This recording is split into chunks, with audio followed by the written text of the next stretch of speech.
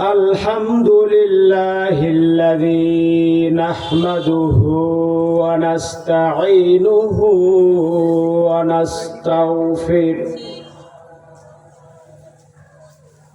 ونؤمن به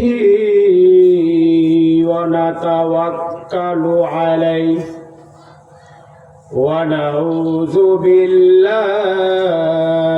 من شرور أنفسنا ومن سيئات أعمالنا من يهده الله فلا مضل له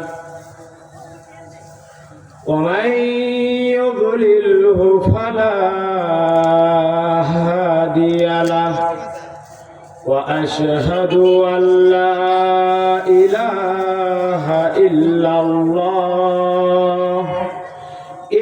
الله وحده لا شريك له ونشهد أن سيدنا وسندنا وحبيبنا وحبيب طبيبنا وطبيب قلوبنا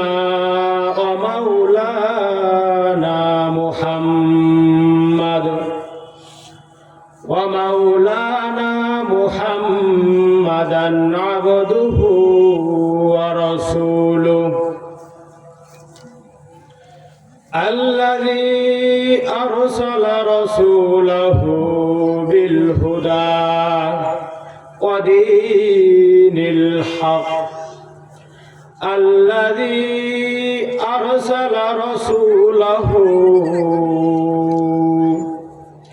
الحق بشيرا ونذيرا وداعيا إلى الله بإذنه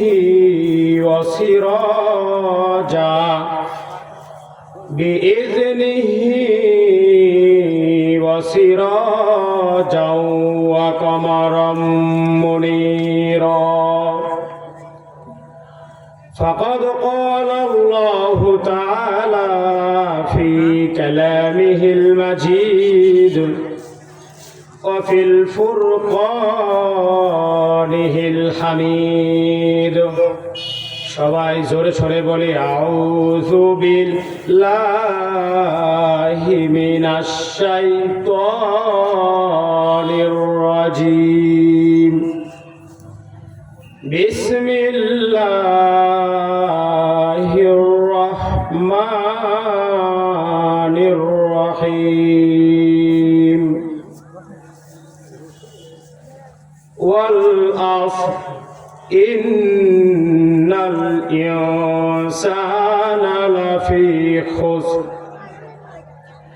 ইল্লাল্লাযীনা আমানু ওয়া আমিলুস সালিহাতি ওয়া তাওয়াসাউ বিল হাক্কি ওয়া তাওয়াসাউ বিস sabr وقال النبي صلى الله عليه وسلم آمنت بالله صدق الله وقال النبي صلى الله عليه وسلم من أحب لله وأبغض لله وأعطى لله ومنع لله فقد استكمل الإيمان وقال النبي صلى الله عليه وسلم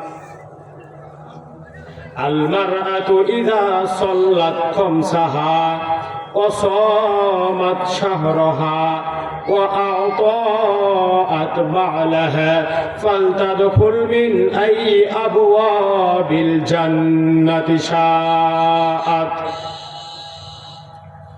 الحمد لمن قدر خيرا وقبالا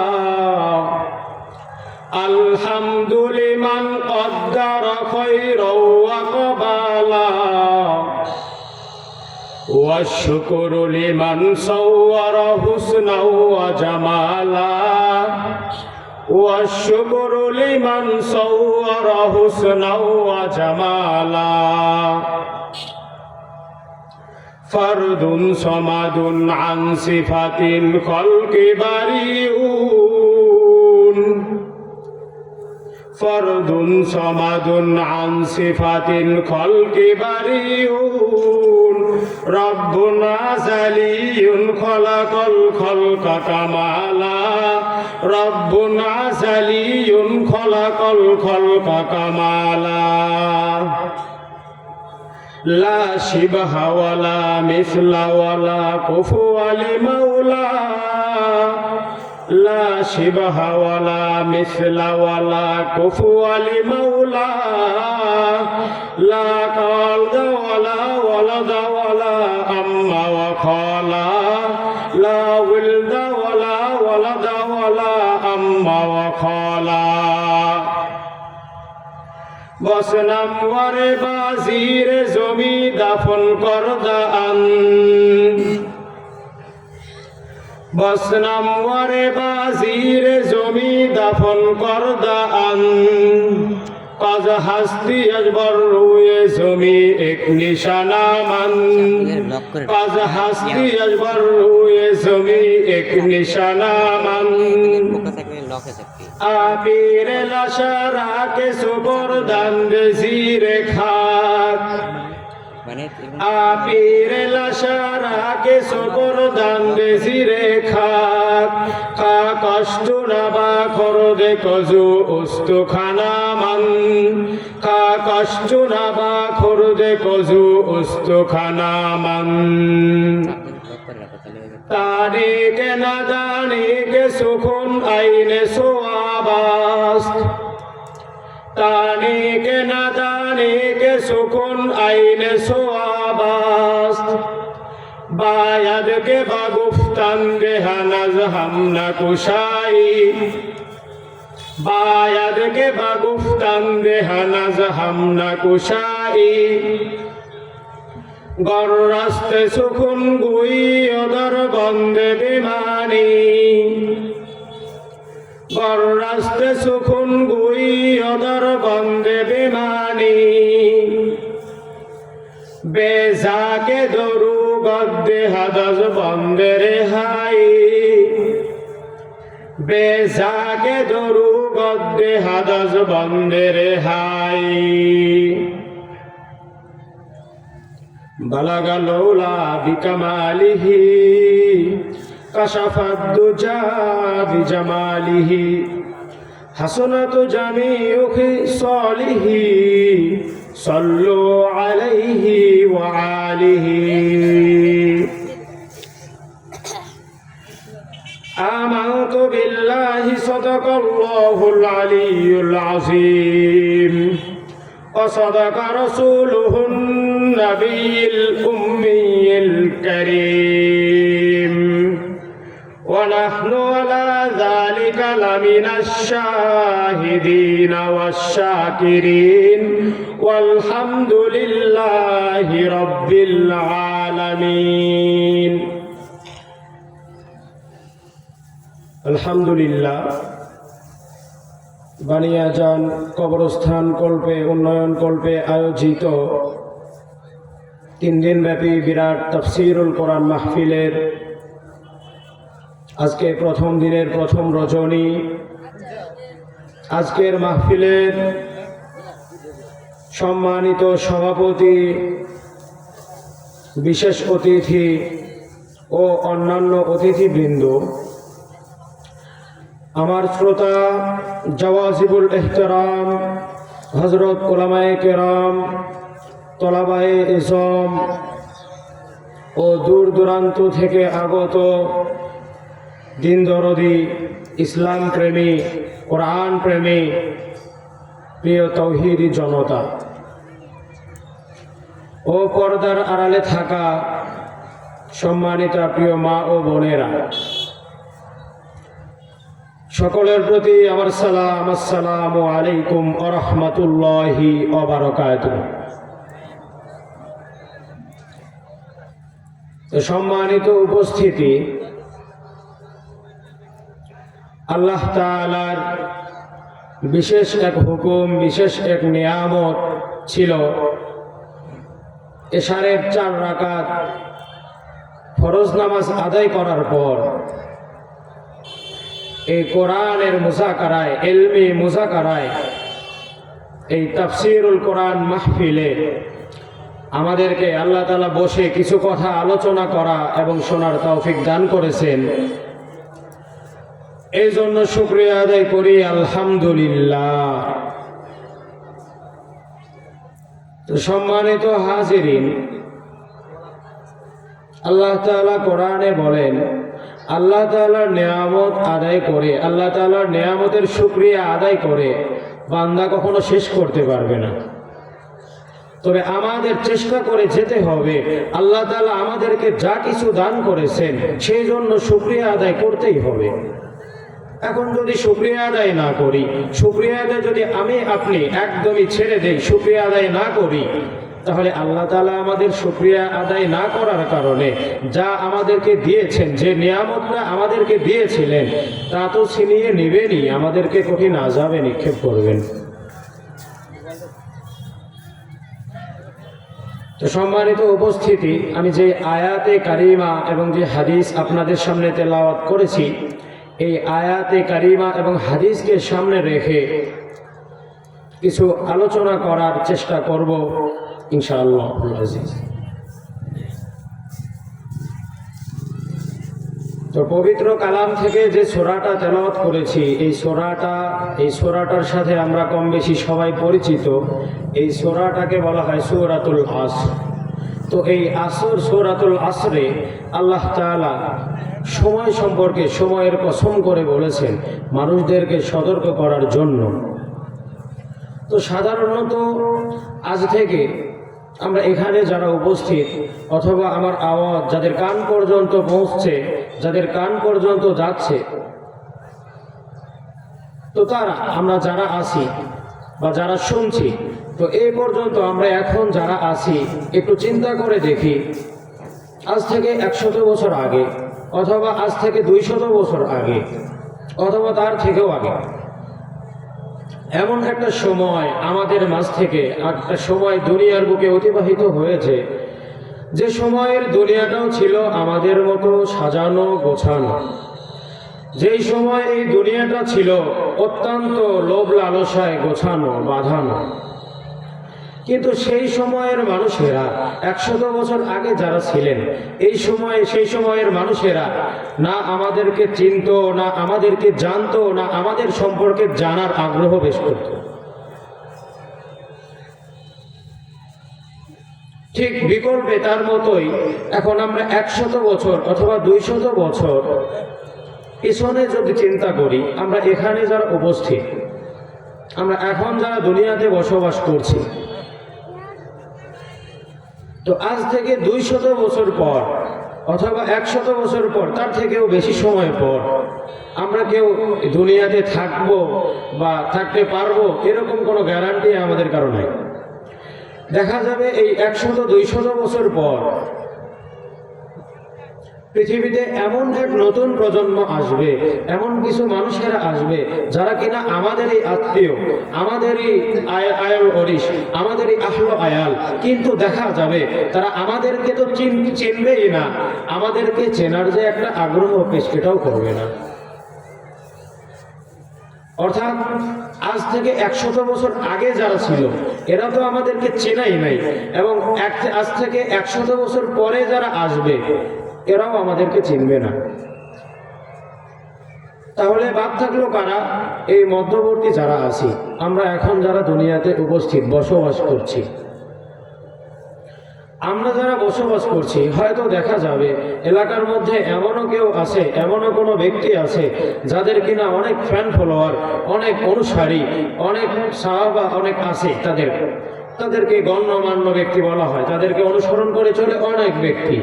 কিন্তু দেখেন, খেয়াল করে দেখেন, আজ থেকে আরো অনেক আগেও এরকম একটা সময় ছিল, যে সময়ে কিনা এরকম একজন ব্যক্তি ছিল, অনেক হাজার হাজার লাখ লাখ ব্যক্তি ছিল, যাদের কিনা অনেক ফ্যান ফলোয়ার ছিল, অনেক ভক্ত ছিল, অনেক অনুসারী ছিল। কিন্তু তাদের পরিণতি কি হয়েছে? তাদের পরিণতি, তারা এক সময় চলে গেছে, তাদেরকে আর কেউ চিনেই না। তবে দুনিয়াতে যদি দুইটা কাজ করে যেতে পারে, কোনো ব্যক্তি যদি দুইটা কাজ করে যেতে পারে, তাহলে হয়তো কিছুদিন মানুষ তাকে চেনার আগ্রহ পেশ করতে পারে। দুইটা কাজের এক নম্বরে হচ্ছে, যদি অতিরিক্ত কোনো ভালো কাজ, অর্থাৎ যাকে বলে সুখ্যাতি, যদি কোনো ব্যক্তি সুখ্যাতি অর্জন করে যেতে পারে, তাহলে হয়তো তার কথা 2 দিন 4 দিন 1 বছর 5 বছর 10 বছর মনে রাখবে। হয়তো নাতিপুতিরা এসে বলবে, আরে আমার দাদা তো এটা ছিল, আরে আমার দাদা তো এত ভালো কাজ করেছে, আমার দাদা তো কবরস্থানের উন্নয়ন করবে এটা করেছে, আরে আমার দাদা তো ওয়াজ মাহফিলে এই কাজ করেছে, এত টাকা দান করেছিল, আমার দাদার নাম সম্মানের সহিত নেওয়া হয়েছে। হয়তো এগুলো বললেও বলতে পারে। অথবা যদি এমন কোনো কাজ করে যেতে পারি, এমন কোনো কাজ করে কেউ যায় পৃথিবী থেকে, এত খারাপ কাজ করে যাতে আশেপাশে 2-4 গ্রামের লোকও তাকে চেনে, যেটাকে বলা হয় কুখ্যাতি। অর্থাৎ এমন দুষ্ট লোক, এমন খারাপ লোক, তার খারাপিটা শুধুমাত্র এক গ্রামে না, মোটামুটি পুরো থানা অন্তরে মানুষ জানে যে আসলে ব্যক্তিরা এরকম দুষ্ট, এরকম খারাপ। এরকম কুখ্যাতি যদি কেউ অর্জন করে যেতে পারে, তাহলে হয়তো মানুষ তার কবরের পাশ দিয়ে হেঁটে যাবে আর বলবে, আরে এটা তো সেই ব্যক্তির কবর, আরে এখানে তো অমুক ব্যক্তিকে দাফন করা হয়েছে, যে কিনা এরকম খারাপ ছিল, যে কিনা মানুষকে দিনে দুপুরে ডাকাতি করে নিত, মানুষের ধন সম্পদ টাকা পয়সা এগুলো মেরে খেত, ধার নিয়ে আর দিত না। অথবা এই ধরনের তার যত খারাপই আছে এগুলো বলবে। যেরকম খেয়াল করে দেখেন, ফেরাউন, এই পৃথিবীতে ফেরাউন নামের এমন একজন ব্যক্তি ছিল, কে চেনেন না? নাম বললে সবাই চিনবেন। কেন? কারণ সে এরকম কিছু কাজ করেছে যেটা পুরো বিশ্ববাসী যারা দুনিয়াতে ছিল এবং তারপরে এসেছে, এভাবে আস্তে আস্তে আস্তে আস্তে আমরা পর্যন্ত তার নাম শুনে বুঝে যাই যে সে এমন একজন ব্যক্তি যে আল্লাহ তাআলা তার উপর লানত করেছে। কোথায় গেল সেই ফেরাউন, যে কিনা আল্লাহ তাআলা সে নিজেই রব দাবি করে মানুষকে তার পায়ে মাথা নত করতে বাধ্য করেছে? আর সেই ফেরাউনই বা কোথায়? আর তার হুমকি ধমকি বা কোথায়? আর সেই ফেরাউনও নেই, তার হুমকি ধমকি, তার চেলাচামুন্ড যারা আছে এগুলো কেউ নেই। কেন নেই? কারণ এই সময়ের পরিপ্রেক্ষিতে তারা এমন জায়গায় চলে গেছে, তাদেরকে আর কেউ খুঁজলেও তালাশ করলেও পাবে না। তো ফেরাউনের তো সদস্য, ফেরাউনের অনুসারী, ফেরাউনের ফ্যান ফলোয়ার তো আর আমার আপনার থেকে কম ছিল না। আজকে দেখা যায় আমাদের সমাজে এমনও কিছু মানুষ আছে যারা কিনা মানুষকে মানুষই মনে করে না, গরিবদেরকে দেখেই না, এরা কেন মানুষই না, আরে তারা কেন দুনিয়াতে এসেছে, এরকম কথাও বলে। তো তারা কি ফেরাউনের গল্প শোনে নাই? তারা কি ফেরাউনকে চেনে নাই? তারা কি ফেরাউনকে জানে না? সব কথার এক কথা, এই পৃথিবীটা আমাদের জন্য থাকার জায়গা না। আজকে আসি, হয়তো কালকেও থাকতে পারি, কিন্তু তারপরের দিন আর থাকবো না। এক সময় ছিলাম না, আজ আসি, এবং ভবিষ্যতেও থাকবো না। এই কথাটা স্বীকার করে না, এই কথাটা মানে না, এরকম কোনো ব্যক্তি আছে বলে মনে হয় না। একজন পাগল, এই পাগল যদি সাধারণ জ্ঞানও তার থাকে, কিঞ্চিত জ্ঞানও যদি থাকে, সেও এক সময় বুঝতে পারবে যে তার দুনিয়া থেকে চলে যেতে হবে। এখন যদি একদমই ব্রেন শর্ট হয়, কিচ্ছু বুঝে না, সত্য মিথ্যা কিছুই বুঝে না, তাহলে তার হিসাব আলাদা। তবে এমন কোনো ব্যক্তি নাই, আপনি সেটা ধরেন হিন্দু হোক অথবা মুসলমান হোক অথবা বৌদ্ধ হোক কিংবা খ্রিস্টান হোক, এমন কোনো মানুষ নেই, এমন কোনো ধর্ম নেই, এমন কোনো বর্ণের লোক নেই যে বিশ্বাস করে যে আমি মরবো না, অর্থাৎ এই পৃথিবী থেকে আমি কোনোদিন যাব না, এই পৃথিবীতে আমি চিরকাল থাকবো। এরকম কোনো মানুষ পৃথিবীতে খুঁজে পাওয়া যাবে না। তো এই কথাটাকেই স্মরণ করে দিয়ে আল্লাহ তাআলা প্রথমে একটা আয়াত অবতীর্ণ করেছেন। তো এই আয়াতে শুরুতেই বলেছেন ওয়াল আফ, আল্লাহ তাআলা কসম করে বলছেন কসম হলো সময়ের, অল আস, কসম হলো সময়ে। আল্লাহ তাআলা কসম করে বলছেন। আরে আল্লাহ তাআলা তো শুরু থেকেই বলেছেন যালিকাল কিতাবুল লা রাইবা ফি, এটা এমন একটি কিতাব, এটা এমন এক মহাগ্রন্থ, এটা এমন এক বাণী যেখানে বিন্দু পরিমাণ সন্দেহের অবকাশও নেই। আল্লাহ তাআলা প্রথমেই বলে দিয়েছেন এখানে সন্দেহ করার অবকাশও নেই। সন্দেহ তো দূরের কথা, এখানে যে সন্দেহ পোষণ করবা এটারও চান্স নেই। তারপরেও আল্লাহ তাআলা প্রথমে এসে বলছেন ওয়াল আস, কসম হলো সময়ের। তো একটা জিনিস যখন কসম করে বলা হয় অবশ্যই সেটা কেমন গুরুত্বপূর্ণ এটা আমরা সাধারণত এমনিতেই বুঝতে পারি। তো তারপরে আল্লাহ তাআলা আবার কসম করে বলছেন, আবারও কসম করে বলছেন ওয়াল আস ইন্নাল ইনসানা লাফি খুসর। তো আল্লাহ তাআলা বলছেন কসম হলো সময়ে, কসম হলো সময়ে, নিশ্চয় মানুষ ক্ষতির মধ্যে আছে। তো আল্লাহ তাআলা কসম করে বলছেন এর মানে এই নয় যে এটাই শুধু সত্য বাদ বাকিগুলো এমনি এমনি না, এরকম না। কারণ আল্লাহ তাআলা প্রথমেই তো বলে দিয়েছেন যালিকাল কিতাবুল লা রাইবা ফি, এটা এমন একটি কিতাব যাতে বিন্দু পরিমাণ সন্দেহ করা যাবে না। তো তারপরে আল্লাহ তাআলা আরো কসম কেন করলেন? তাফসীরের কিতাবে পাওয়া যায় যে সমাজের মধ্যে এমন এক দল লোক থাকবে, এমন কিছু মানুষ থাকবে যাদেরকে বোঝালে তো বুঝবেই না, যাদেরকে চোখে আঙুল দিয়ে দেখালেও বুঝতে চাইবে না, দেখতে চাইবে না, তারা শুনেও না শোনার ভান ধরে থাকবে, কারণ তারা বুঝবে না। তাদেরকে যদি বলো রে ভাই নামাজ পড়ো, মসজিদে আসবে না। এই জন্য আল্লাহ তাআলা তাদেরকে হাইলাইট করে, তাদেরকে স্পষ্ট করে, তাদেরকে ফোকাস করে আল্লাহ তাআলা বলছেন অল আস, কসম হলো সময়ের। আরে বান্দা দেখে নাও, সময়ের কসম করে আমি বলছি, তুমি বুঝে নাও। তারপরের আয়াতে আল্লাহ তাআলা বলছেন ইন্নাল ইনসানা লাফি খুসর। তো এর আগে আয়াতে আরো অন্যান্য আয়াতে আল্লাহ তাআলা বলেন, যেরকম এক সূরায় বলেন হাল আতা আলাল ইনসানি হিনুম মিনাদ দাহর। আল্লাহ তাআলা বলেন আরে বান্দা মহাকালের দিকে তাকাও না, ওই সময়ের দিকে খেয়াল করো না যে সময় তুমি ছিলাই না, যে সময় তুমি ছিলে না। তো কি ছিলে? তো আল্লাহ তাআলা স্মরণ করে দিচ্ছেন এমন একটা সময় অতিবাহিত হয়েছে, এমন একটা সময় আমাদের মাঝ থেকে চলে গেছে আমরা আসার আরো আগে। তো আল্লাহ তাআলা বলে দিতে চাচ্ছেন যে সময়ে আমরা ছিলাম না সেটা কোন সময়? তো আল্লাহ তাআলা ইশারা করে বলছেন এমন একটা সময় ছিল যখন মানুষই ছিল না। আমরা তো দূরের কথা, আমরা হয়তো মনে করতে পারি আমি ছিলাম না, আমার বাবা হয়তো ছিল, আমার বাবা ছিল না, আমার দাদা হয়তো ছিল, আমার দাদা ছিল না, হয়তো তার থেকেও আরো কোনো পরদাদা এরকম কেউ ছিল। কিন্তু না, আল্লাহ তাআলা বলতে চাচ্ছেন, আল্লাহ তাআলা বলে দিচ্ছেন ওই সময়ের কথা যেই সময় দাদার দাদা, তার দাদা, মহাদাদা হযরতে আদম আলাইহিস সালাতু ওয়াস সালাম তিনিও ছিলেন না। অর্থাৎ আদম আলাইহিস সালাতু ওয়াস সালাম হলেন সর্বপ্রথম মানুষ।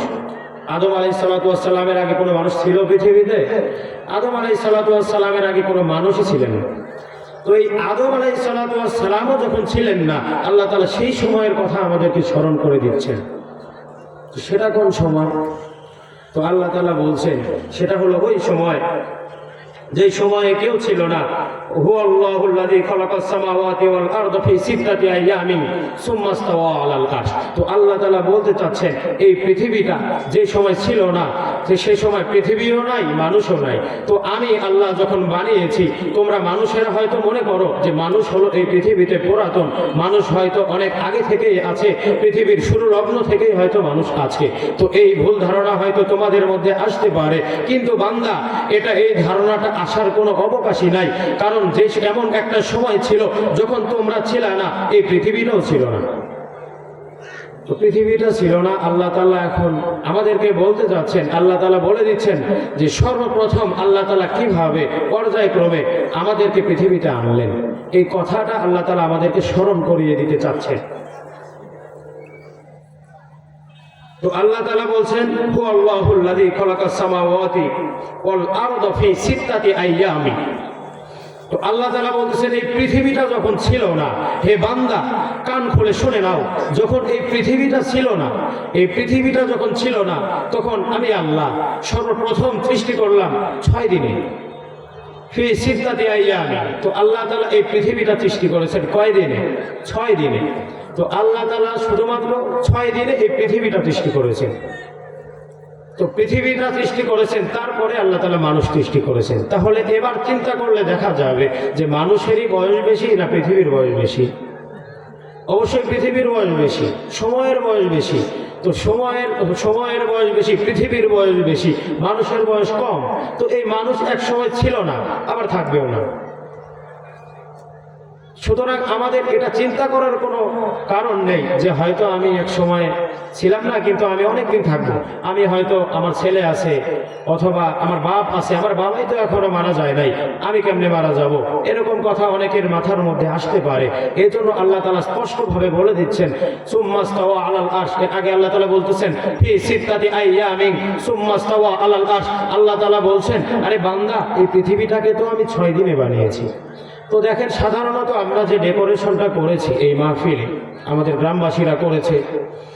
তো এই মাহফিলের জন্য সাধারণত 1-1.5 মাস আগেই আমি দেখেছি 2 পাশে 2টা গেট করে রেখেছে, 1 থেকে 1.5 মাস আগে। তারপর কিছুদিন একটা খুঁটি গাড়ে, তারপরে একটু তাঁবু টানায়, তারপরে একটু লাইটিং করে, তারপর একটু এখানে ডেকোরেট করে, ওখানে ডেকোরেট করে, তারপর আস্তে আস্তে এইভাবে পর্যায়ক্রমে এই মাহফিলের প্যান্ডেলটা সাজানো হয়েছে। এই মাহফিলে প্রোগ্রাম যে আজকে হচ্ছে এটা সাজানো হয়েছে। তবে এটা সাজানোর জন্য আমাদের ফুল টাইম কত সময় লাগলো? 1.5 মাস অথবা 1 মাস। আর আল্লাহ তাআলা এই পুরা বিশ্বকে, এই পৃথিবীকে সাজিয়েছেন মাত্র 6 দিনে। তো আল্লাহ তাআলা বলছেন, আরে বান্দা, এখন যদি তোমাদেরকে না জানাই, তোমাদেরকে না বলি, তাহলে হয়তো ভুলে যাবা যে আমি রব তোমাদের এই পৃথিবীকে 6 দিনে সাজিয়েছি। এটা হয়তো ভুলে যেয়ে তোমরা গুনাহে নিমজ্জিত হওয়া। তো আল্লাহ তাআলা এটা স্মরণ করে দিয়ে আমাদেরকে বলে দিচ্ছেন যে আল্লাহ তাআলা কোন দিনে কি সৃষ্টি করেছেন। তো রাসূল সাল্লাল্লাহু আলাইহি ওয়াসাল্লামের হাদিসে পাওয়া যায়, রাসূল সাল্লাল্লাহু আলাইহি ওয়াসাল্লাম বলেন, হযরতে আবু হুরায়রা রাদিয়াল্লাহু তাআলা আনহু থেকে বর্ণিত, তিনি বলেন, খালাকাল্লাহু তিনা ইয়াউমাস সাবতি।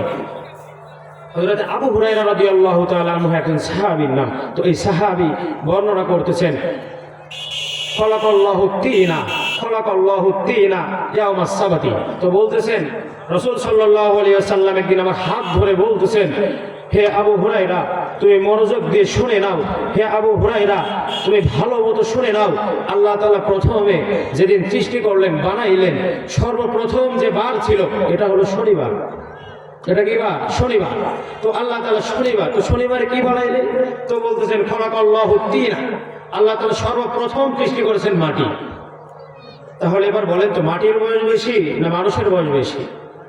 সাধারণত চিন্তা করলে বোঝা যায় মানুষ কিসের তৈরি? মাটির তৈরি। তাহলে যে জিনিস দ্বারা যাকে সৃষ্টি করা হয়, বানানো হয়, অবশ্যই সেই জিনিস তো তার থেকে বয়স বেশি হবে। তো আল্লাহ তাআলা প্রথমে সৃষ্টি করলেন মাটিকে। তো যেই মাটি দিয়ে আমরা এইভাবে মাটির উপরে দাপিয়ে বেড়াচ্ছি, এই মাটির উপরে আমরা চলে বেড়াচ্ছি, এই মাটির উপরে আমরা অনেক কিছু করছি, এই মাটিকে আল্লাহ তাআলা তৈরি করেছেন, সৃষ্টি করেছেন শনিবারে, প্রথম দিন, সপ্তাহের প্রথম দিন আল্লাহ তাআলা সৃষ্টি করেছেন মাটিকে।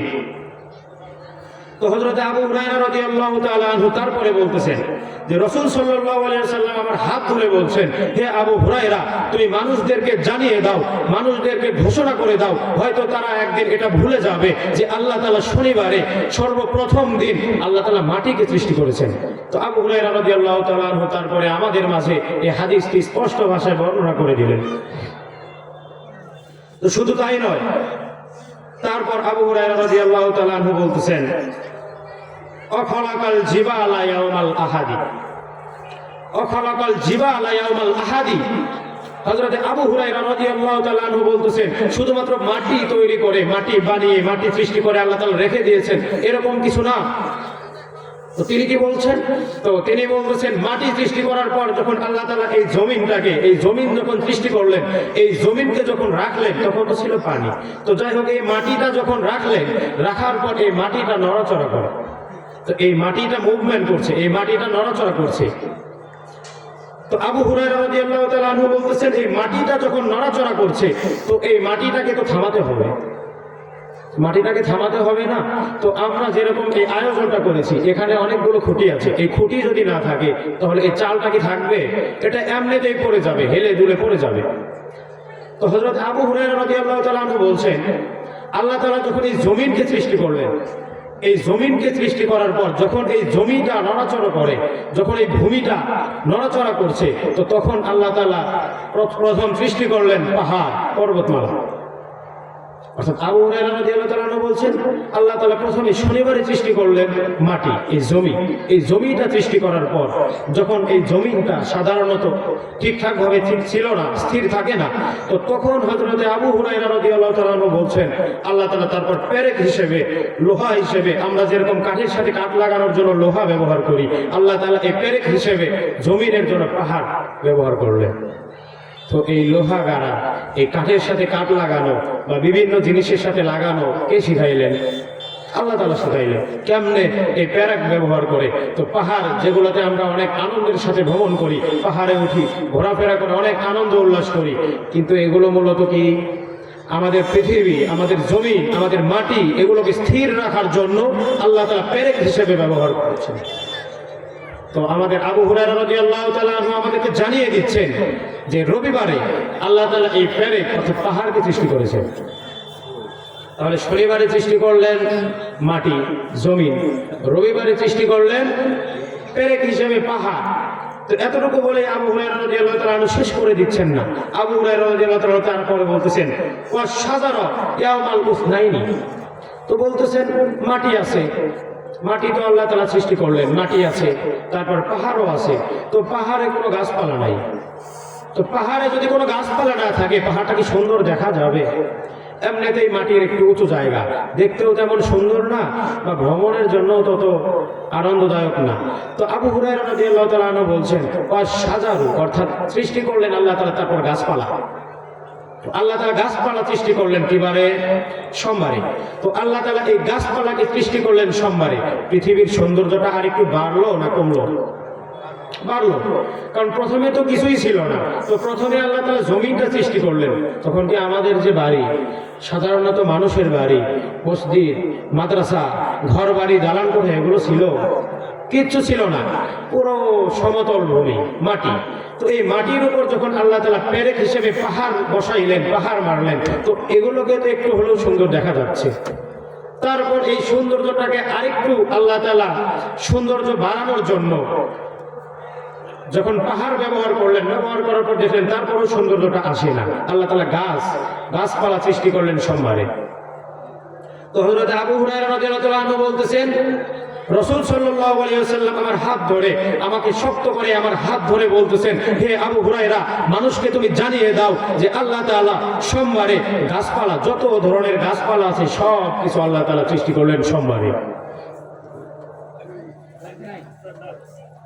তারপর আবু হুরায়রা রাদিয়াল্লাহু তাআলা বলতেছেন ওয়াকারিহাল মাকরুহা ইয়াউমাস সুলাসাই, শুধুমাত্র গাছপালা সৃষ্টি করে আল্লাহ তাআলা শেষ করেন নাই, শুধুমাত্র গাছপালা সৃষ্টি করে আল্লাহ তাআলা শেষ করে দেন নাই। তো আল্লাহ তাআলা তারপরে অপছন্দনীয় যে জিনিসগুলো আছে, অর্থাৎ অনেক জিনিস আছে যেগুলো আমরা পছন্দ করি না, অথবা অনেক জিনিস আমাদের ভালো লাগে, আমরা পছন্দ করি। তো আল্লাহ তাআলা এই পছন্দ অপছন্দনীয় যে জিনিসগুলো আছে বা খারাপ যে জিনিসগুলো আছে বলতে পারি, এই জিনিসগুলোকে আল্লাহ তাআলা সৃষ্টি করছেন কি বারে? মঙ্গলবারে। তো অনেকেই বলতে পারে যে খারাপ জিনিস আবার আল্লাহ তাআলা বানাইলো, এটা আবার কেমন করে? আল্লাহ তো শুধু চাইলে ভালো জিনিসকেই বানাইতে পারত। তো এটা তো পৃথিবীর শুরু লগ্ন থেকেই দেখা যায়। হযরত আদম আলাইহিস সালাতু ওয়াস সালামকে যখন আল্লাহ তাআলা বানালেন, হযরত আদম আলাইহিস সালাতু ওয়াস সালামকে যখন সৃষ্টি করলেন, তো সৃষ্টি করার আগে কি কোনো মানুষ ছিল? ছিল না। তো কি ছিল? হযরত আদম আলাইহিস সালাতু ওয়াস সালামকে সৃষ্টি করার আগে ছিল ফেরেশতা। আল্লাহ তাআলা ছিলেন এবং ফেরেশতা। তো এই ফেরেশতাদেরকে যখন আল্লাহ তাআলা জিজ্ঞেস করলেন, হে ফেরেশতা, আমি তো পৃথিবীতে এমন এক জাতি পাঠাতে চাচ্ছি যেটা আমার ইবাদত করবে। তো ফেরেশতারা বললেন, ইয়া আল্লাহ, আমরাই তো আপনার ইবাদতের জন্য যথেষ্ট, এতে আবার নতুন করে জাতি বানানোর কি দরকার? তারা এমনিতেই পৃথিবীতে যাবে, ঝাই ঝামেলা করবে, সমস্যা করবে, মারামারি করবে, কাটাকাটি করবে, খুন খারাপি নিয়ে ব্যস্ত থাকবে, তো ওদের পাঠানোর কি দরকার? আমরাই তো আপনার ইবাদতের জন্য যথেষ্ট। তো তারপর যখন আদম আলাইহিস সালাতু ওয়াস সালামকে আল্লাহ তাআলা সৃষ্টি করলেন, এই আদম আলাইহিস সালাতু ওয়াস সালামকে সৃষ্টি করার পর আদম আলাইহিস সালাতু ওয়াস সালামকে আল্লাহ তাআলা এমন কিছু শিক্ষা দিলেন, এমন কিছু নাম শিখালেন, এমন কিছু বিষয়ের ইলম দিলেন। তো এক আয়াতে আল্লাহ তাআলা বলেন, ইকরা বিসমি রাব্বিকাল্লাযী খলাকাল ইনসানা মিন আলাক।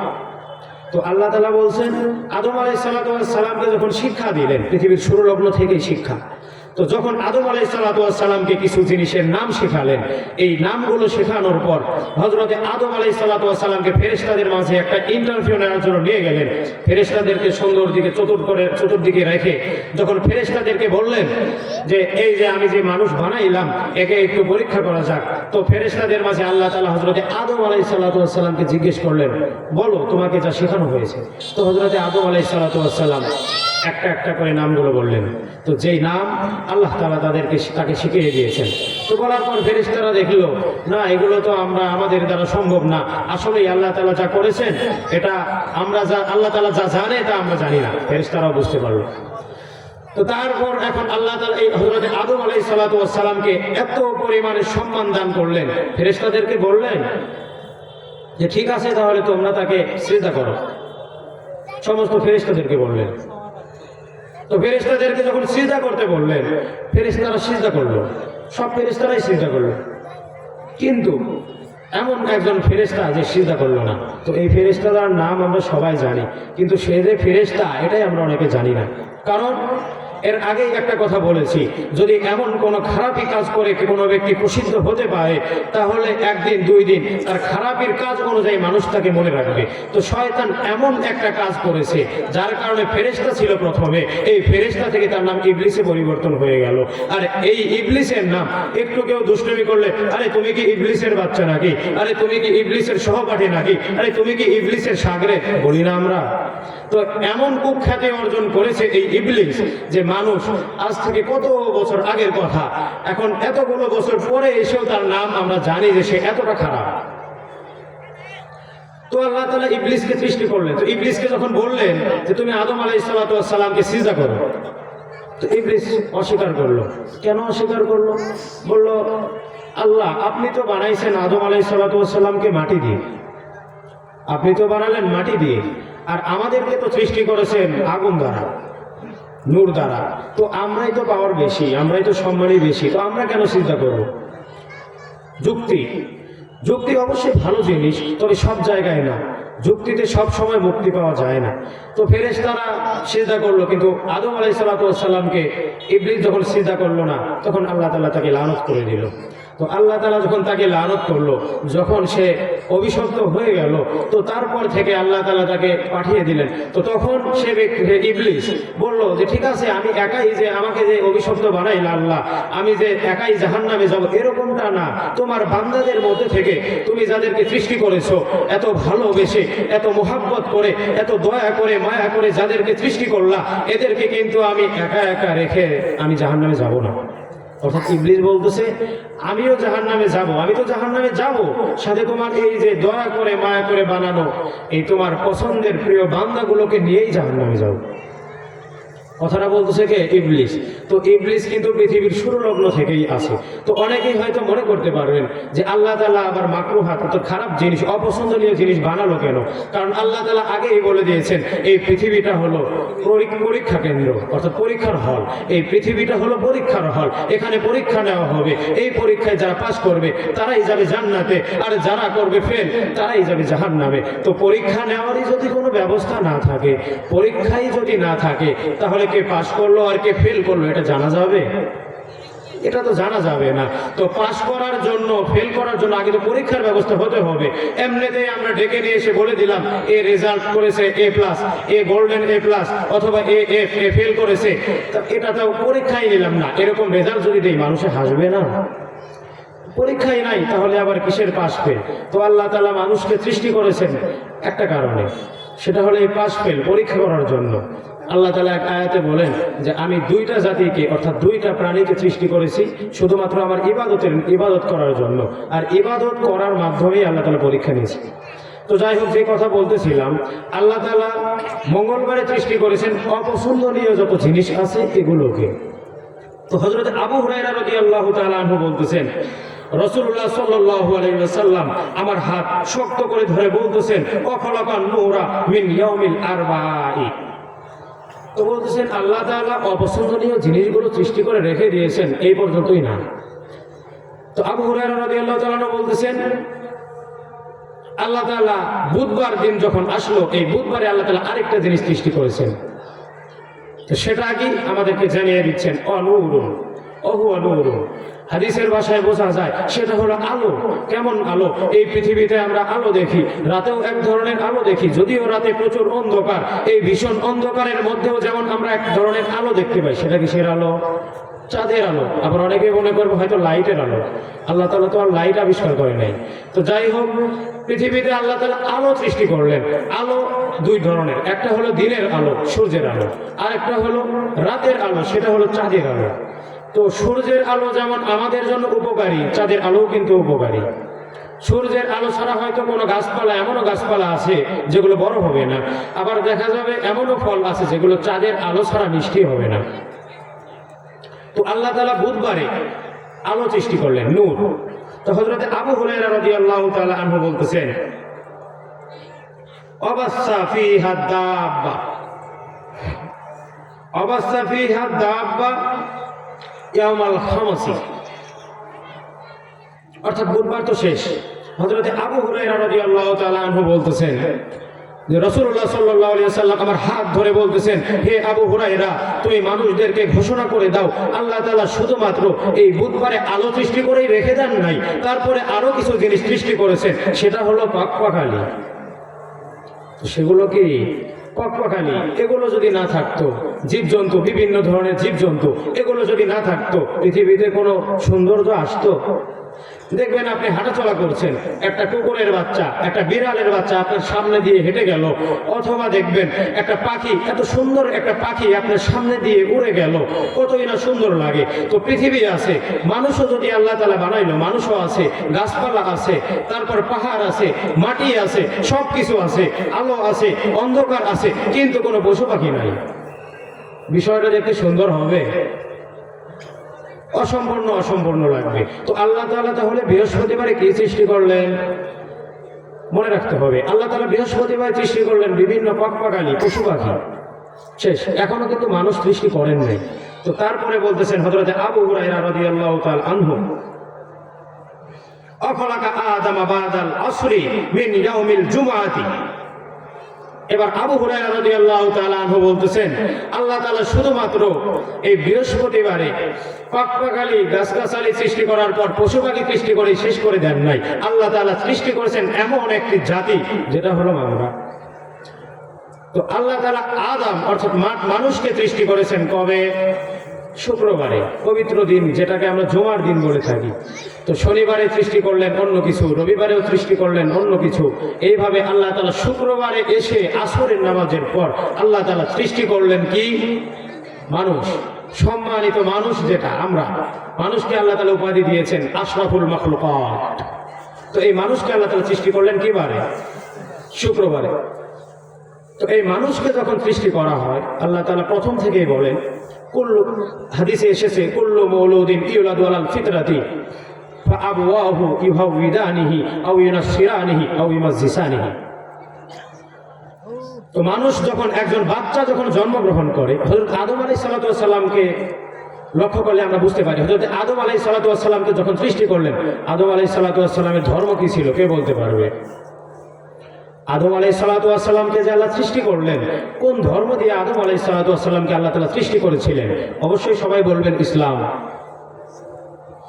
আচ্ছা, তো হযরত আদম আলাইহিস সালাতু ওয়াস সালাম যখন এই কোরআনের বাণী নিয়ে, আর হযরত আদম আলাইহিস সালাতু ওয়াস সালাম যখন আল্লাহর পাঠানো বাণী নিয়ে মানুষদেরকে দাওয়াত দিলেন, অবশ্যই সেই ধর্ম, তার ধর্ম ছিল ইসলাম।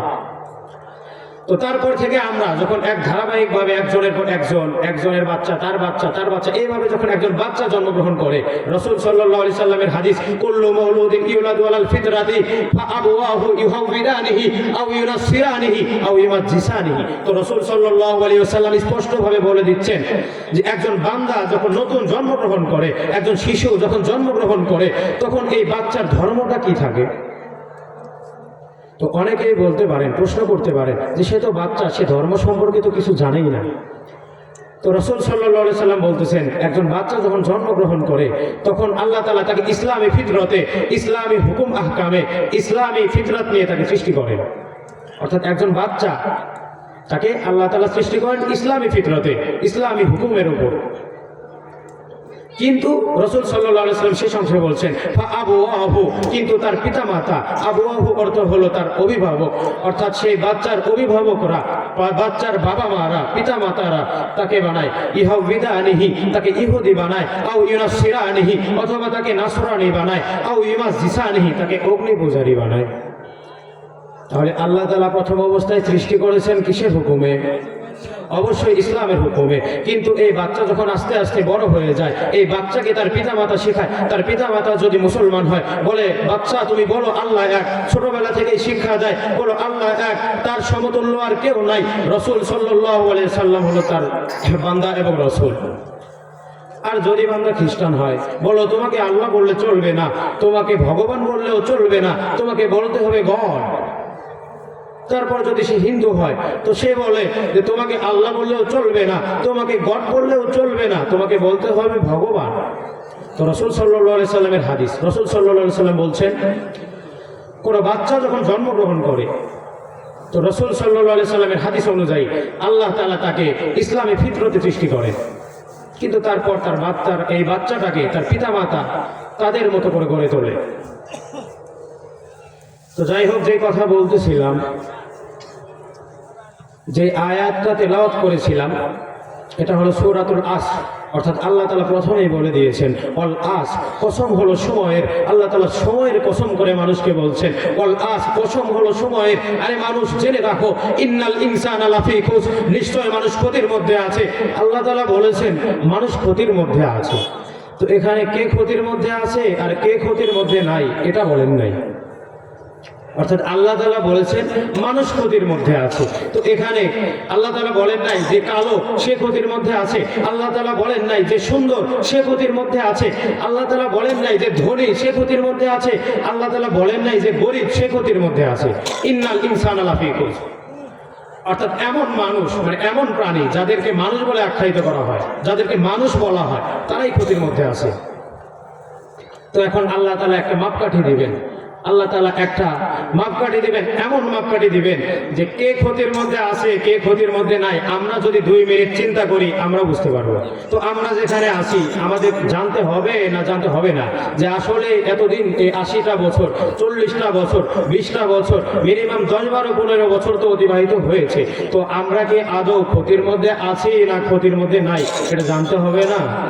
অবশ্যই জানতে হবে। তো আল্লাহ তাআলা তারপরে বলছেন ইন্নাল ইনসানা লাফি খুসর ইল্লাল্লাযিনা আমানু, 1 নাম্বারটা আল্লাহ তাআলা বলছেন। তো প্রথমেই বলে দিচ্ছেন এমন 4টা গুণ আল্লাহ তাআলা বলবেন, এই 4 গুণ যার মধ্যে আছে তারা ক্ষতির মধ্যে নাই, আর এই 4 গুণ যার মধ্যে নাই তারাই ক্ষতির মধ্যে আছে। তো 4টা গুণ যার মধ্যে নাই সে ক্ষতির মধ্যে আছে, আর এই 4টা গুণ যাদের মধ্যে থাকবে তারা ক্ষতির মধ্যে নাই। এখন আমাদেরকে দেখতে হবে যে আদৌ আমাদের মধ্যে এই 4টা গুণ আছে কিনা, নাকি এই 4টা গুণ আমাদের মধ্যে নাই। যদি না থাকে তাহলে কেমনে আনা যাবে, এই চেষ্টা আমাদেরকে করতে হবে। তো 1 নম্বরে আল্লাহ তাআলা বলছেন ইল্লাল্লাযিনা আমানু। প্রথমে আল্লাহ তাআলা বলতেছেন এই 1 নম্বর গুণ হচ্ছে যে সমস্ত মানুষেরা আমি রবের প্রতি ঈমান এনেছে। তো প্রথমে আল্লাহ তাআলা বলেছেন কি, যে সমস্ত মানুষেরা আমি রবের প্রতি ঈমান এনেছে, তো তারা হবে কি, তারা ক্ষতির মধ্যে নাই। 1 নাম্বার। তো ইল্লাল্লাযিনা আমানু, ইল্লাল্লাযিনা আমানু, যারা আল্লাহর প্রতি ঈমান এনেছে। এখন রাসূল সাল্লাল্লাহু আলাইহি সাল্লামের হাদিস, অনেক লম্বা হাদিস, কথা বললে অনেক লম্বা হয়ে যায়। তো হাদিসে জিবরাইল নামক এক হাদিস আছে। তো এই হাদিসে বর্ণনা করা হয়েছে যাতা ইয়াউমিন ইসতালা আলাইনা রাজুলুন শাদীদুন বিআদু সিয়াবি শাদীদুস সাওয়াদুশ শারি। তো হাদিস আমি বিস্তারিত আলোচনা করব না। তো রাসূল সাল্লাল্লাহু আলাইহি সাল্লাম একদিন সাহাবাদেরকে নিয়ে বসে আছেন। এমন একজন ব্যক্তি আসলেন, এমন একজন ব্যক্তি যার পরিহিত ছিল সাদা ধবধবা কাপড়, সাদা ধবধবা পোশাক, এবং চুলগুলো ছিল অতি কালো, কিচকিচে কালো যাকে বলা হয়। তো এমন একজন ব্যক্তি আসলেন, এসে রাসূল সাল্লাল্লাহু আলাইহি সাল্লামকে কয়েকটা প্রশ্ন করলেন। এই কয়েকটা প্রশ্নের মধ্যে থেকে একটা প্রশ্ন ছিল ইয়া রাসূলুল্লাহ, ঈমান কাকে বলে? আল্লাহ তাআলা বলছেন 1 নম্বরে যারা ঈমান আনবে তারা ক্ষতির মধ্যে নাই। রসুল সাল্লাল্লাহু আলাইহি সাল্লামের হাদিস, রসুল সাল্লাল্লাহু আলাইহি সাল্লামকে প্রশ্ন করলো এমন একজন ব্যক্তি, যে ব্যক্তিটা ছিল অপরিচিত, তার পোশাক ছিল সাদা ধবধবা, চুলগুলো ছিল কালো। তো তারপর রসুল সাল্লাল্লাহু আলাইহি সাল্লামকে কয়েকটা প্রশ্ন করেছে। তো যাই হোক, একটা প্রশ্নই আমি বলি, বেশি বলতে গেলে সময় অনেক লম্বা হয়ে যাবে। তো একটা প্রশ্ন করলেন যে ইয়া রাসূলুল্লাহ, ঈমান কাকে বলে? তো রসুল সাল্লাল্লাহু আলাইহি ওয়াসাল্লাম জবাবে বলতেছেন, قال رسول الله صلى الله عليه وسلم آمن بالله قال من آمن بالله من آمن بالله فمن قال لا إله إلا الله وأشهد أن محمدا عبده ورسوله। তো যে ব্যক্তি সাক্ষী দিবে, ঈমান তো হলো ওটা, যে ব্যক্তি সাক্ষী দিবে যে আল্লাহ এক, আল্লাহ ছাড়া কোনো মাবুদ নাই, এবং হযরত মুহাম্মদ মুস্তাফা সাল্লাল্লাহু আলাইহি ওয়াসাল্লাম তার বান্দা এবং রাসূল। তো রসুল সাল্লাল্লাহু আলাইহি ওয়াসাল্লাম বলছেন, যে ব্যক্তি সাক্ষী দিবে আল্লাহ এক এবং তার সমতুল্য আর কেউ নেই। তো আল্লাহ তাআলা বলছেন, যে ব্যক্তি ঈমান আনবে এবং ঈমান আনবে আল্লাহকে বিশ্বাস করবে, সে ক্ষতির মধ্যে নাই। আল্লাহ রসুলও বলেছেন ঈমান আনার সিস্টেমটা কি। তো এখানে অনেক লম্বা হাদিস। তো বলেছেন ঈমানে মুফাসসালের মধ্যে, মান আমানা বিল্লাহ আমানতু বিল্লাহি ওয়া মালাইকাতিহি ওয়া কুতুবিহি ওয়া রুসুলিহি ওয়াল ইয়াউমিল আখিরি ওয়াল কদরি খায়রিহি ওয়া শাররিহি মিনাল্লাহি তাআলা ওয়াল বাসি বাদাল মাউত। তো বলতেছেন ঈমান আনলাম, আমি বিশ্বাস করলাম আল্লাহ এক, রসুল তার আল্লাহর রসুল, রসুল সাল্লাল্লাহু আলাইহি সাল্লাম মুহাম্মদ সাল্লাল্লাহু আলাইহি সাল্লাম তার বান্দা এবং রসুল, আমি মুমিন হয়ে গেলাম, মুসলমান হয়ে গেলাম, আমি একজন বিশ্বাসী হয়ে গেলাম, এরকম না। তো তাহলে কি করতে হবে?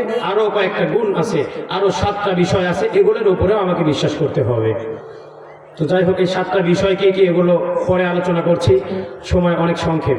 তো যাই হোক, তারপরে বলছেন দ্বিতীয়তে ওয়ামিলুস সালিহাত ইল্লাল্লাযীনা আমানু, যে ব্যক্তি ঈমান আনবে। তো আমরা এখানে যারা আছি, কম করে আমি এতটুকু বিশ্বাসী যে ঈমান এনেছে এরকমটাই সবাই, ঈমান নাই এখানে কেউ আছে এরকম আমার মনে হয় না। তো যাই হোক, তারপরেও বলতেছেন ওমান আযলামু মিম্মান ইফতারা আলাল্লাহি কাযিবান আও কাযযাবা বিআয়াতিহি আও কাযযাবা বিআয়াতিহি ইন্নাহু লা ইফলিহুজ যালিমুন। আল্লাহ তাআলা বলতেছেন ওমান আযলামু মিম্মান ইফতারা আলাল্লাহি কাযিবান, এমন কিছু ব্যক্তি থাকবে সমাজের মধ্যে, ওই সকল ব্যক্তি যারা কিনা আল্লাহ সম্পর্কে এমন মিথ্যা আরোপ করবে যে আল্লাহ তাআলার সম্পর্কে গালি দিবে, রসুলকে অস্বীকার করবে, রসুল সম্পর্কে গালি দিবে, রসুলকে মিথ্যা আরোপ করবে। এই সমস্ত ব্যক্তি, এদেরকে আল্লাহ তাআলা বলেছেন তারা হলো জালেম, আর এই জালেম কখনো মুমিন হতে পারে না। আল্লাহ তাআলা বলেছেন জালেম কখনো মুমিন হতে পারে না। যে ব্যক্তি জালেম সে কখনো মুমিন হতে পারবে না। তো এক নম্বরে বলছে ঈমান আনতে হবে। ঈমান আনতে হলে আমাদেরকে বিশ্বাস করতে হবে আল্লাহ এক। আমি বলতেছি আল্লাহ এক, আবার সাথে সাথে আমাদের কিছুদিন আগে দেখা গেল এমন কিছু বাউল ফাউল লোক যারা কিনা আল্লাহকে মিথ্যারোপ করে কথা বলে, আল্লাহর শানে বেয়াদবি করে, আরে রসুলকে অবমাননা করে, তাদের প্যান্ডেলে তাদের আয়োজনে অনেক মুসলমান ব্যক্তি তাদের সাথে স্লোগান দেয়, আমরা তো তোমাদের সাথে আছি। আরে এমনকি তাদেরকে জেলখানায় নিয়ে যাওয়া হলে, তাদেরকে শাস্তি দেওয়া হলে তারা কিনা আয়োজন করে, তারা মিছিল করে, মিটিং করে, তারা বলে যে না, তাদেরকে মুক্তি দাও, তাদের মুক্তি চাই, তাদেরকে বাঁচাতে হবে। তো এর মানে কি? তারা যা বলে আমিও তাকে সমর্থন করলাম, এটা আমাকে মুখে বলতে হবে না যে তারা যা বলে আমিও তাই বলি। আপনি যদি তাদের ফ্যান ফলোয়ার হন, তাদেরকে ভালোবাসেন, তাহলে এমনিই এই ভালোবাসা প্রকাশ পাবে যে সে যা বলেছে আপনিও তাই বলেছেন। কারণ রাসূল সাল্লাল্লাহু আলাইহি ওয়াসাল্লাম এক হাদিসে বলেছেন, মান তাশাব্বাহা বিকওমিন ফাহুয়া মিনহুম, যে ব্যক্তি যাদেরকে অনুসরণ করে তারা তাদের মধ্য থেকে। আপনি একজন খেলোয়াড়কে অনুসরণ করেন, আপনি একজন আলেমকে অনুসরণ করেন। তো আপনি যদি একজন আলেমকে অনুসরণ করেন, দেখা যাবে আপনি চলেন প্যান্ট শার্ট পরে, একজন আলেমকে আপনি ভালোবাসেন, কিন্তু দেখা যাবে আস্তে আস্তে মানুষই আপনাকে বলবে তুমি যে একজন আলেমকে ভালোবাসো, তুমি কেমনে প্যান্ট শার্ট পরে ঘোরো, তোমাকে তো কম করে হলেও একটু টুপি মাথায় দিতে হবে। তো যাই হোক, আল্লাহ তাআলা সম্পর্কে যারা মিথ্যা আরোপ করে, আল্লাহ তাআলা তাদেরকে বলেছেন তারা হলো জালেম, আর এই জালেমরা কখনো হেদায়েতপ্রাপ্ত হবে না। তো এক নম্বরে আল্লাহ তাআলা বলছেন মুমিন, যারা মুমিন, এই মুমিন ব্যক্তি তারা ক্ষতির মধ্যে নাই। তো আমরা এখানে যারা আছি, আমাদের মধ্যে যদি এরকম কোনো বিষয় থেকে থাকে যে আসলেই আমরা আল্লাহকেও ভালোবাসি, আল্লাহকেও বিশ্বাস করি, আবার পিছনে পিছনে আল্লাহ সম্পর্কে মিথ্যা আরোপ, রসুলের অবমাননা এগুলোও করি, তাহলে আজ থেকে, এখন থেকে বাদ দিব। যদি না দিই তাহলে আল্লাহ তাআলার ভাষা অনুযায়ী, আল্লাহ তাআলার কথা অনুযায়ী আমি ক্ষতিগ্রস্ত। আচ্ছা, তারপরে দ্বিতীয় নম্বরে বলতেছেন ইল্লাল্লাযীনা আমানু ওয়া আমিলুস সালিহাত, শুধুমাত্র এই যে ভালো কাজ করে, শুধুমাত্র যে আল্লাহকে বিশ্বাস করে, এই বিশ্বাস করেই বসে থাকে, এরকমটা করলে হবে না, এরকমটা করলে চলবে না। সাথে আরো একটি কাজ করতে হবে, সেটা হলো ওয়া আমিলুস সালিহাত, সাথে আপনার সুন্নাত আমল করতে হবে, ভালো কাজ করতে হবে। এখন আপনি ঈমান এনেছেন, আল্লাহকে বিশ্বাস করেছেন, মসজিদে যান বছরে 2 বার, তারপরে মসজিদে না ঈদগাহে যান বছরে কয়বার? 2 বার। আমি মুমিন, আমি একজন ধর্মপ্রাণ মুসলমান, আমি অমুক ব্যক্তি, আমি তমুক ব্যক্তি, আমি এইরকম বুজুর্গ ব্যক্তি, আমি আল্লাহকে বিশ্বাস করি, দাঁড়িয়ে আছে, টুপি আছে, সব আছে, কিন্তু আমি মসজিদে যাই না। তো যাই হোক, এখানে বলা হয়েছে ওয়া আমিলুস সালিহাত, শুধুমাত্র আল্লাহকে বিশ্বাস করে থাকলেই হবে না, আরো একটা কাজ করতে হবে, সেটা কি? ওয়া আমিলুস সালিহাত, সুন্নত কাজ আমল করতে হবে, ভালো কাজ করতে হবে। তো ভালো কাজের মধ্যে এখানে এমন কোনো ব্যক্তি আছে বললে খুঁজে পাওয়া যাবে না যে কিনা ভালো কাজ বোঝে না। ভালো কাজ আপনার বিবেকে আপনাকে বলে দিবে কোনটা ভালো কোনটা মন্দ। তাহলে 1 নম্বরে আল্লাহ তাআলা বলেছেন 4 কাজের মধ্যে থেকে 1 নাম্বার, যে আল্লাহর উপরে ভরসা করে, আল্লাহকে বিশ্বাস করে, সে ক্ষতির মধ্যে নাই। আচ্ছা, 2 নম্বরে বলতেছেন যে ব্যক্তি আল্লাহকে বিশ্বাস করে সাথে সাথে এমন আরেকটা কাজ করে, সেটা কি? সুন্নত কাজ, অর্থাৎ রাসূল সাল্লাল্লাহু আলাইহি ওয়াসাল্লাম যা বলেছেন সেই অনুযায়ী আমল করে, কাজ করে, চলে। রাসূল সাল্লাল্লাহু আলাইহি ওয়াসাল্লাম যেভাবে জীবনযাপন করেছেন এটা মেনে চলে, 2 নাম্বার। তো যাই হোক, সংক্ষেপে বলে দিচ্ছি ওয়া আমিলুস সালিহাত। তারপরে বলছেন ওয়াতাওয়াসাউ বিল হক, 3 নম্বরে বলতেছেন ওয়াতাওয়াসাউ বিল হক। তো যারা কিনা শুধুমাত্র সুন্নত আমল করে, নিজে নিজে আমল করে, নিজে নিজে নামাজ পড়ে, এতটুকুতে সীমাবদ্ধ থাকলে হবে না, আরো একটি কাজ করতে হবে, ওয়াতাওয়াসাউ বিল হক, হক পথে থাকতে হবে। আপনি নামাজ পড়েন, বাজারে গিয়ে দেখা যায় আপনি নাস্তা করার জন্য, নাস্তা কেনার জন্য অনেকেই যায়, তো যাওয়ার পর দেখা যায় বলে ভাই এগুলো কয় টাকা করে, দোকানপাটে ভাই এগুলো কয় টাকা করে বলে, আর 2-3টা করে খায়। তো ওটার দাম কি সে দিয়েছে? এটা কি তার জন্য বৈধ হচ্ছে? অথচ সে একজন মসজিদে নামাজ পড়ে, পাক্কা মুসল্লি, অথবা তার দাড়ি 1 হাতের থেকেও লম্বা, কিন্তু সে করে কি? নামাজও পড়ে, দাড়িও রাখে, টুপি মাথায় চলে, অথচ সে অন্যের হক নিয়ে নিচ্ছে। তো 3 নাম্বার ওয়াতাওয়াসাউ বিল হক, হক পথে থাকতে হবে। আবার দেখা যায় নামাজও পড়ি, রোজাও রাখি, সবকিছু করি, কিন্তু জমিতে গিয়ে দেখা যায় আরেকজনের আড় ঠেলে, এগুলো করলে হক পথে থাকা হবে? হক পথে থাকতে হবে। 3 নাম্বার হলো সঠিক পথে থাকতে হবে। আর সঠিক পথ কোনটা, কম বেশি এটা আমরা সবাই জানি। তো তারপরে যেটা 3 নাম্বার, এই 3 নাম্বারে আল্লাহ তাআলা বলেছেন যে শুধুমাত্র তুমি আল্লাহকে বিশ্বাস করলা, তারপরে 2 নম্বরে তুমি আমলে সালেহা, সুন্নাত আমল করলা, এতটুকু করলেই চলবে না, সাথে আরো কিছু কাজ করতে হবে। সেটা কি? তোমাকে হক পথে থাকতে হবে। আচ্ছা, হক পথে থাকলাম, তারপরে কি? তো তারপরে আল্লাহ তাআলা বলতেছেন ওয়াতাওয়াসাউ বিল হাক্কি ওয়াতাওয়াসাউ বিস সাবর, তুমি হক পথে আসো, তোমার ধৈর্য নাই, তোমাকে কেউ একটা কথা বললো, তুমি সাথে সাথে রাগান্বিত হয়ে এমন অকাট্য ভাষায় তাকে কিছু কথা বললা যে তুমি যে মুসলমান এটাই তোমার পরিচয় থাকে না। আরে বান্দা, তুমি যে মুসলমান এটার পরিচয় হবে তোমার ভাষায়, তোমার আমলে, তোমার কাজে। তো তোমার ধৈর্য ধারণ করতে হবে। তো আল্লাহ তাআলা বলতেছেন ওয়াতাওয়াসাউ বিস সাবর, অর্থাৎ ধৈর্য ধারণ করতে হবে 4 নম্বরে। তাহলে 1 নম্বরে আল্লাহকে বিশ্বাস করতে হবে, আল্লাহ তাআলা এক, আল্লাহ ছাড়া কোনো মাবুদ নেই, হযরত মুহাম্মদ সাল্লাল্লাহু আলাইহি সাল্লাম তার রাসূল, এটা মানতে হবে। আচ্ছা, 2 নম্বরে কি? 2 নম্বরে বলছেন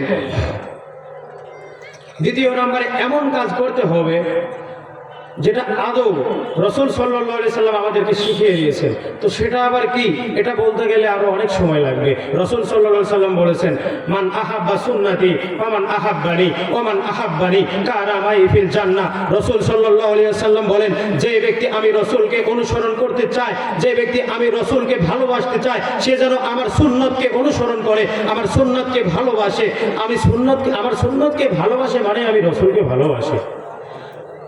তারপরে বলতেছেন যে ব্যক্তি আমার সুন্নতকে ভালোবাসে, যে ব্যক্তি আমার সুন্নতকে ভালোবাসে ওমান আহাব্বানি, তো তার স্থান কোথায় হবে? কানা মাই ফিল জান্নাহ, সে ব্যক্তি জাহান্নামে থাকবে না, সে আমার সাথেই কাল কিয়ামতের ময়দানে, আমার সাথেই সে হাসরের ময়দানে, আমার সাথে সে জান্নাতে থাকবে।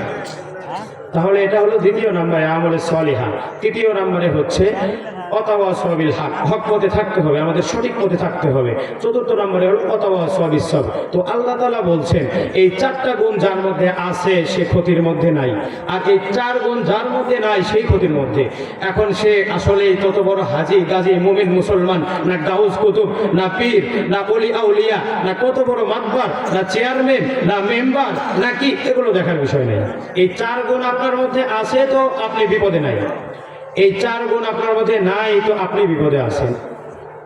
তো আমরা যদি চিন্তা করে দেখি যে আমাদের মধ্যে এই চার গুণ আছে কি নাই, যদি থাকে তাহলে তো আলহামদুলিল্লাহ, আর যদি না থাকে তাহলে কেমনে এই গুণগুলো আমাদের মধ্যে আনবো, কেমনে এই গুণগুলো আমাদের মধ্যে সেটিং করা যাবে, এই চেষ্টা আমাদেরকে করতে হবে। আর যদি না করি তাহলে কি হবে? যদি না করি তাহলে ক্ষতির মধ্যে আল্লাহ তাআলা বলে দিয়েছেন, ক্ষতি আল্লাহ তাআলার ক্ষতি অর্থাৎ জাহান্নাম, আর জাহান্নামে গেলে তো সব শেষ।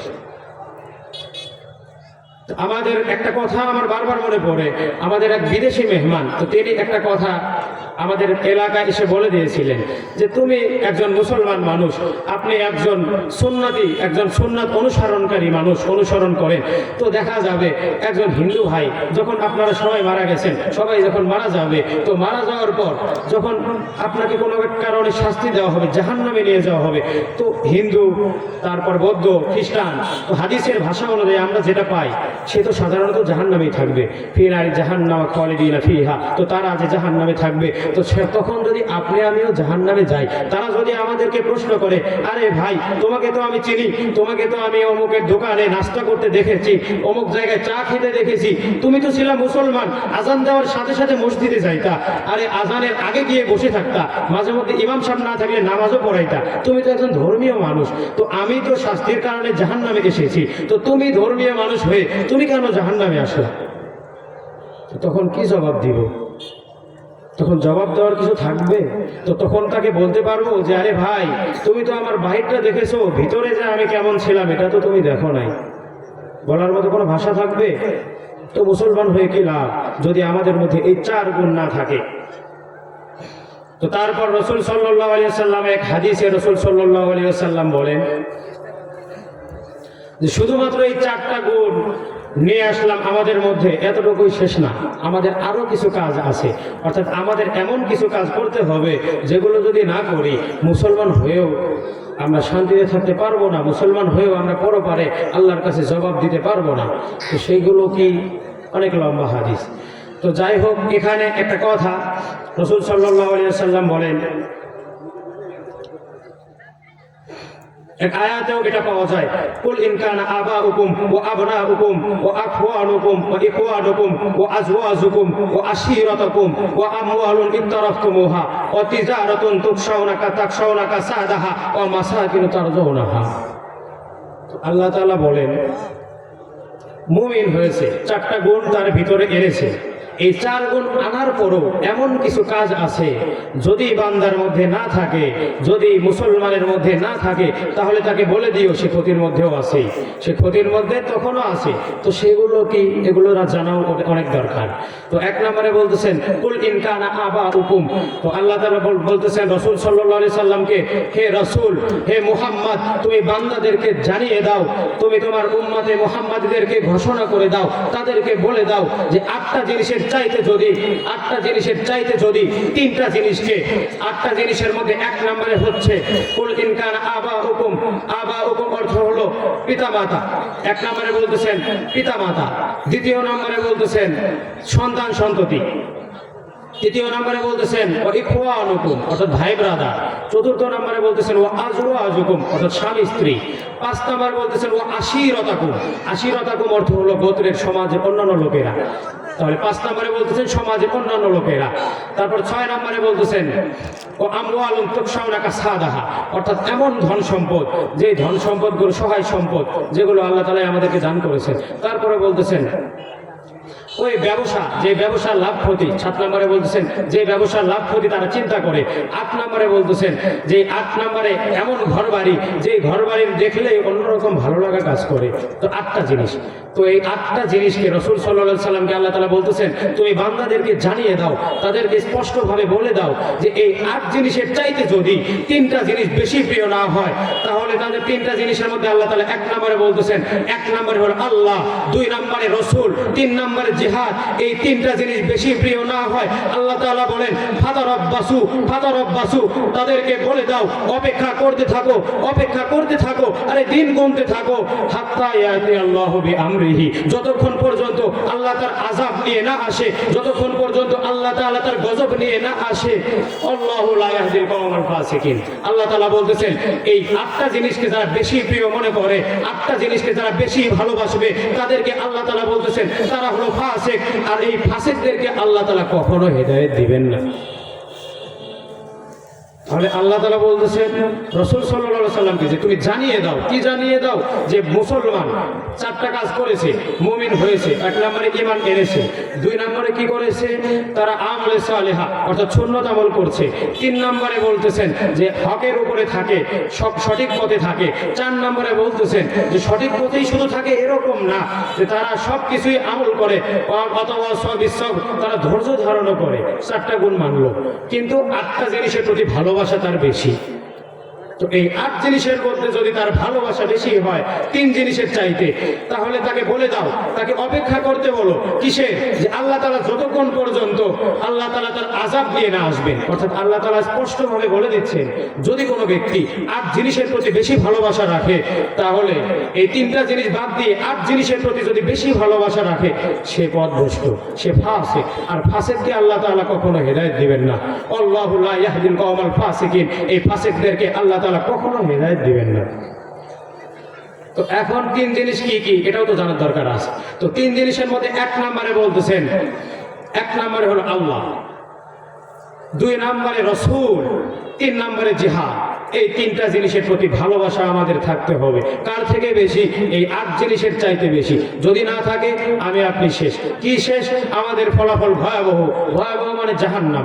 তো এখানে বলতেছেন কেমন কথা, যে আল্লাহর থেকে ভালোবাসা আমার পিতামাতার প্রতি বেশি। তো আমরা হয়তো মনে করি না, এটা তো কখনোই সম্ভব না। আপনি চিন্তা করে দেখেন, এখন আল্লাহ তাআলার একটা আদেশ, আল্লাহ তাআলার কি আদেশ? আরে আল্লাহ তাআলা তো একদম স্পষ্টভাবে বলে দিয়েছেন।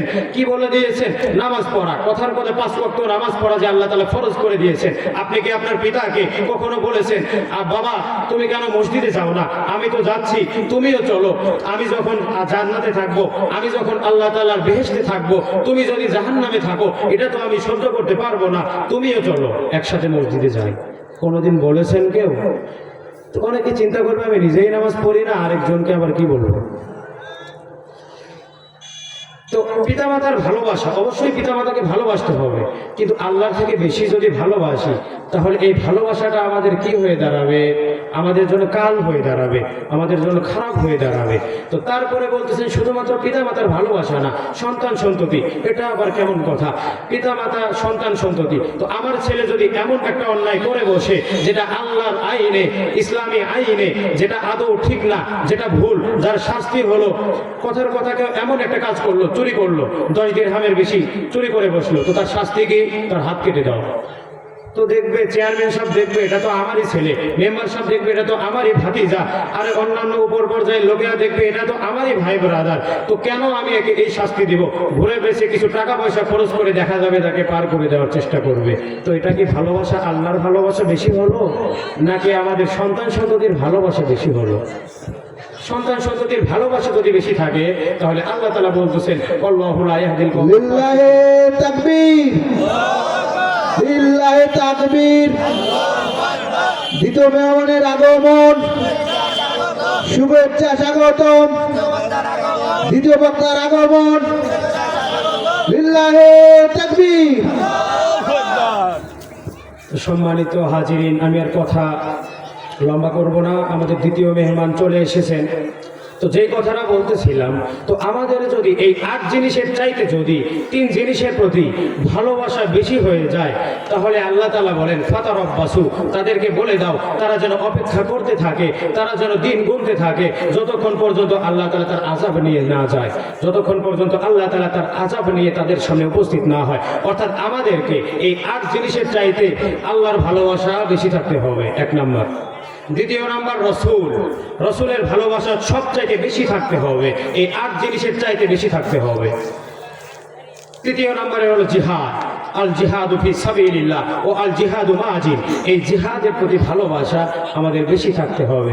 তো যাই হোক, যদি আমাদের এই 3টা জিনিসের প্রতি ভালোবাসা না থাকে, তাহলে আমরা যোগ বিয়োগ করে মেলাতে পারবো না। দেখা যাবে আমাদের সব কিছু ঠিক থাকলো, কিন্তু ভালোবাসা আমাদের আল্লাহর সাথে কোনো সম্পর্ক নাই, আল্লাহর প্রতি ভালোবাসা নাই, রসুলের প্রতি ভালোবাসা নাই, জিহাদের প্রতি ভালোবাসা নাই, তাহলে আমাদের এই নামাজ রোজা মুমিন হয়ে এত কিছু করে কোনোই লাভ নেই।